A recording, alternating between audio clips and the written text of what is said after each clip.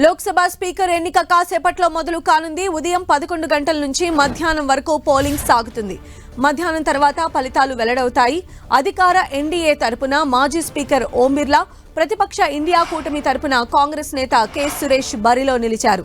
Secret ballot విధానంలో లోక్సభ సభ్యులు స్పీకర్ను ఎన్నుకోనున్నారు. డిప్యూటీ స్పీకర్ పదవి ప్రతిపక్షాలకు ఇచ్చేందుకు కేంద్రం అంగీకరించకపోవడంతో ఇండియా కూటమి స్పీకర్ ఎన్నికలో అభ్యర్థిని నిలబెట్టింది. భారత్లో స్పీకర్ పదవికి ఎన్నిక జరగటం ఇది 4గోసారి. 1952, 1967, 1976లో స్పీకర్ పదవికి ఎన్నికలు జరిగాయి. 5 దశాబ్దాల తర్వాత దేశంలో స్పీకర్ పదవికి ఎన్నిక జరుగుతోంది.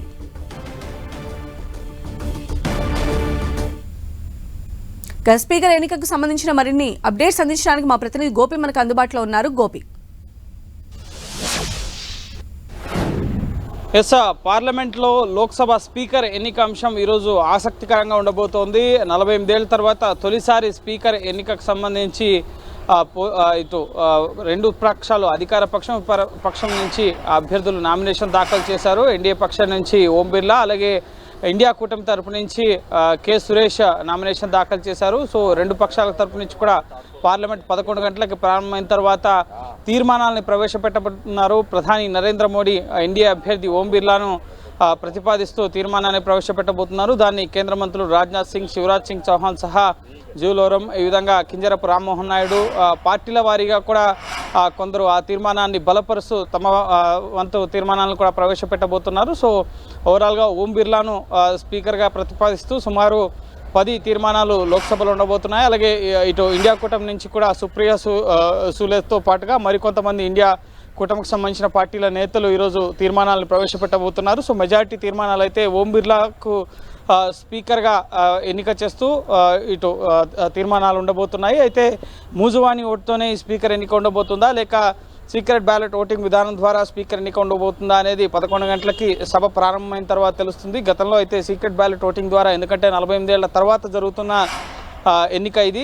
గతంలో ఏకగ్రీవంగానే ముఖ్యంగా స్పీకర్ ఎన్నిక ఉండేది. కానీ విపక్షానికి డిప్యూటీ స్పీకర్ పదవి ఇచ్చేందుకు అధికార పక్షం సిద్ధంగా లేదంటూ తమ అభ్యర్థిని స్పీకర్ ఎన్నికకు ఇండియా కూటమి బరిలోకి దించడం జరిగింది. సో ఇప్పుడు ముఖ్యంగా ఈ విధంగా రాజకీయం చేయడం సరికాదు, షరతులు విధించడం సరికాదు, ప్రతిపక్షం అధికార పక్షానికి సహకరించడం లేదంటూ ఇటు ఇండియా కూటమి తరపు నుంచి అభ్యర్థిని ప్రకటించడాన్ని ఇటు ఎన్డీఏ కూటమి తప్పుపడుతున్న పరిస్థితి ఉంది. అయితే కావాల్సిన సంఖ్యాబలం అయితే ఎన్డీఏకు ఉంది. ఇప్పటికే 3 లైన్ విప్స్ని జారీ చేయడం జరిగింది. ఇటు ఎన్డీఏ భాగస్వామ్య పక్షాలుగా ఉన్న పార్టీలు కూడా విప్స్ని జారీ చేశాయి. విప్ వర్తించదు, కానీ ఎంపీలంతా కూడా పార్లమెంటుకు రావాలి, కొత్త సభ్యులు కాబట్టి. సో వాళ్ళకి అవగాహన కల్పించేందుకు కూడా ప్రస్తుతం 50 అశోక్ రోడ్లో టీడీపీ ఎంపీలకు ముఖ్యంగా స్పీకర్ ఎన్నిక విధానానికి సంబంధించి పార్లమెంట్ సిబ్బంది వారికి అవగాహన కల్పిస్తున్నారు. టీడీపీ పార్లమెంటరీ పక్ష నేత లావు శ్రీకృష్ణదేవరాయలు నేతృత్వంలో ఎంపీలంతా కూడా సమావేశమయ్యారు. మరి కాసేపట్లో పార్లమెంట్కి ఎంపీలంతా కూడా కలిసి వెళ్ళబోతున్నారు.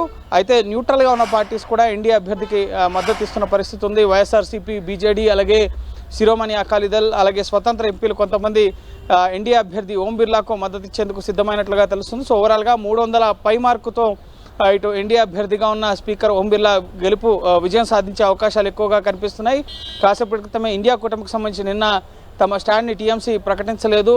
కె సురేష్ని స్పీకర్ పదవికి నామినేట్ చేయడం పట్ల తమకు ముందస్తు సమాచారం ఇవ్వలేదని చెప్పి మమతా బెనర్జీ ముఖ్యంగా తమ వైఖరిని ఈరోజు తెలియపరుస్తా ఉన్నారు. సో కాసేపటి క్రితమే టీఎంసీ అధినేత్రి మమతా బెనర్జీ కూడా తమ మద్దతుని ఇండియా కూటమికి సంబంధించిన అభ్యర్థికి ఇస్తున్నట్లుగా కూడా ప్రకటించడం జరిగింది. సో పార్లమెంట్లో ఉన్న సంఖ్యాబలాల ప్రకారం 293 సంఖ్యాబలం ఎన్డీఏకు ఉంది, అలాగే 233 సంఖ్యాబలం ఇండియా కూటమికి ఉంది. సో మెజార్టీ సంఖ్యాబలం ఎన్డీఏకే ఉంది కాబట్టి సో ఎన్డీఏ అభ్యర్థి గెలుపొందే అవకాశాలు ఎక్కువగా కనిపిస్తున్నాయి.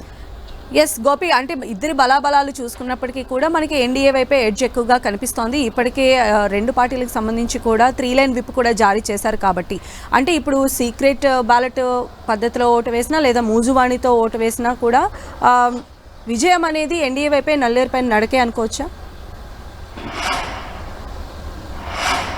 ఎస్, ఖచ్చితంగా స్పీకర్గా ఓం బిర్లా గెలుపొందే అవకాశాలు ఎక్కువగా ఉన్నాయి.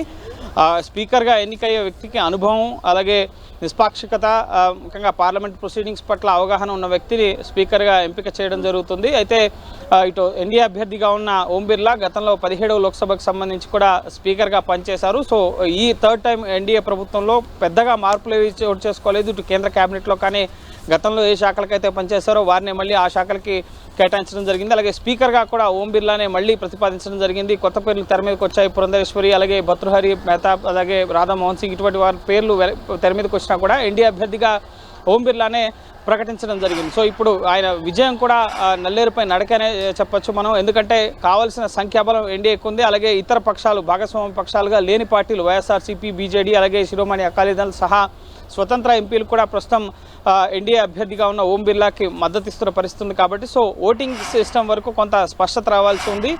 ప్రధాని నరేంద్ర మోడీ ఇటు ఓం బిర్లాను స్పీకర్గా ప్రతిపాదిస్తూ చేసిన తీర్మానాన్ని బలపరుస్తూ మరికొంతమంది ఎన్డీఏ భాగస్వామ్య పక్షాలకు సంబంధించిన ఎంపీలు పార్లమెంట్లో తీర్మానాలు ప్రవేశపెట్టబోతున్నారు. సో అవి అయిన తర్వాత మూజువాణి ఓటు ద్వారా స్పీకర్ ఎంపిక జరుగుతుందా, లేక ఇప్పుడు కొత్త పార్లమెంట్, నూతన పార్లమెంట్ కాబట్టి డిజిటల్ సిస్టమ్స్ని ఏర్పాటు చేయడం జరిగింది. సో ఎలక్ట్రానిక్ ఓటింగ్ మిషన్స్ని కూడా నేరుగా సభ్యుల కుర్చీల వద్దనే, వాళ్ళ టేబుల్ డెస్క్ వద్దనే అమర్చడం జరిగింది. కాబట్టి సో ఎలక్ట్రానిక్ ఓటింగ్ సిస్టమ్ ద్వారా ఎన్నిక జరుగుతుందా, లేక బ్యాలెట్ ఓటింగ్ ద్వారా జరిగితే కనుక 2-3 గంటల సమయం పట్టే అవకాశం ఉంటుంది. కావాల్సిన సంఖ్యాబలం ఉంది కాబట్టి నేరుగా ఎలక్ట్రానిక్ ఓటింగ్ సిస్టమ్ ద్వారా కూడా ఎన్నిక జరిగే అవకాశం ఉంటుంది. అనంతరం గెలుపొందిన అభ్యర్థి ముఖ్యంగా స్పీకర్గా ఎంపిక కాబడతాడు. ముఖ్యంగా ఆయన అభినందిస్తూ ఈరోజు సభలో అభినందన తీర్మానానికి సంబంధించి చర్చ కూడా జరిగే అవకాశం ఉంటుంది. తొలి రోజు స్పీకర్ ఎన్నికైన తర్వాత ఆయన అభినందిస్తూ సభ్యులంతా కూడా ప్రసంగించడం జరుగుతుంది. సో ఈరోజు స్పీకర్ ఎన్నిక ప్రక్రియ ముగియాల్సి ఉంది కాబట్టి సో అది ఎంత తొందరగా ముగుస్తుంది, 11 గంటలకు సభ ప్రారంభమైన తర్వాత ముజువాని ఓటు ద్వారా ముఖ్యంగా ఈసారి బలమైన ప్రతిపక్షం ఉంది. 233 సంఖ్యాబలం ఉంది. కావాల్సిన మెజార్టీ ముఖ్యంగా 240 స్థానాల్లో మాత్రమే బీజేపీ విజయం సాధించడం జరిగింది. ఎన్డీఏ భాగస్వామ్య పక్షాల అవసరం గట్టిగా కావాల్సి వచ్చింది. కాబట్టి సో ఈసారి బలమైన ప్రతిపక్షంగా ఏ అవకాశాన్ని వదులుకోకుండా ఉండేందుకు స్పీకర్ ఎన్నిక దగ్గర నుంచి మొదలు ప్రతి అంశం పైన కూడా నిన్న ఎల్ఓపీగా రాహుల్ గాంధీ కూడా ఎన్నికయ్యారు. కాబట్టి సో ఖచ్చితంగా ఈసారి పార్లమెంట్ ప్రొసీడింగ్స్ అనేవి చాలా ఆసక్తికరంగా, ఇంట్రెస్టింగ్గా ఉండబోతున్నాయి. ఎందుకంటే బలమైన ప్రతిపక్షంగా ప్రతి అంశంలోనూ ఇప్పటికే ఈ గడిచిన 10 ఏళ్ల వైఫల్యాలను కప్పపుచ్చుకునేందుకు 50 ఏళ్ల క్రితం విధించిన ఎమర్జెన్సీని తలుచుకుంటున్నారు. రాజ్యాంగాన్ని పట్టించుకోకుండా ప్రొటెం స్పీకర్ ఎన్నిక జరిగింది. అలాగే నీట్ వ్యవహారం కానీ, పేపర్ లీకేజీల వ్యవహారం కానీ, రైలు ప్రమాదాలు కానీ, దేశంలో పెరుగుతున్న ధరలు కానీ, ఈ విధంగా అన్ని అంశాల గురించి కూడా ప్రధాని మొదటి రోజు పార్లమెంట్ సమావేశాల సందర్భంగా మాట్లాడకుండా కేవలం కాంగ్రెస్ పార్టీని టార్గెట్ చేస్తూ మాట్లాడారు. కేవలం రాజకీయాలు చేస్తున్నారు అని చెప్పి రాహుల్ గాంధీ ఫైర్ అవుతున్న పరిస్థితి. కాబట్టి సో ప్రతి అవకాశాన్ని కూడా వినియోగించుకునేందుకు విపక్ష ఇండియా కూటమి ముఖ్యంగా పార్లమెంట్ను వేదికగా చేసుకొని ప్రజా గొంతుకను వినిపించేందుకు అన్ని రకాలుగా కూడా ఏ విధంగా రాజ్యాంగానికి విరుద్ధంగా బీజేపీ వ్యవహరిస్తుందన్న కోణంలో ముఖ్యంగా తమకున్న అవకాశాలన్నింటినీ కూడా వినియోగించుకోవడం జరుగుతుంది. అందులో భాగంగానే విపక్ష కూటమికి డిప్యూటీ స్పీకర్ పదవి ఇవ్వకపోవడం పట్ల స్పీకర్ పదవికి ప్రస్తుతం తమ అభ్యర్థిని నామినేట్ చేస్తూ ఎన్నికల బరిలో నిలవడం జరిగింది. సో చూడాలి 11 గంటలకి సీక్రెట్ బ్యాలెట్ ఓటింగ్ ద్వారా ఈ ఎన్నిక జరుగుతుందా, లేక ఎలక్ట్రానిక్ ఓటింగ్ సిస్టమ్ ద్వారా పార్లమెంట్లో నూతన సిస్టమ్ అని తీసుకొచ్చారు కాబట్టి ఆ విధానంలో జరుగుతుందా, లేక ఇటు ముజువాని ఓటు ద్వారా స్పీకర్ ఎన్నిక ప్రక్రియని త్వరగా ముగిస్తారా అనేది 11 గంటలకి సభ ప్రారంభమైన తర్వాత తెలుస్తుంది. ఆ తర్వాత స్పీకర్గా ఎన్నికైన వారికి ఉద్దేశిస్తూ సభ్యులంతా కూడా ధన్యవాద తీర్మానం పైన ప్రసంగించడం జరుగుతుంది. రైట్ గోపి.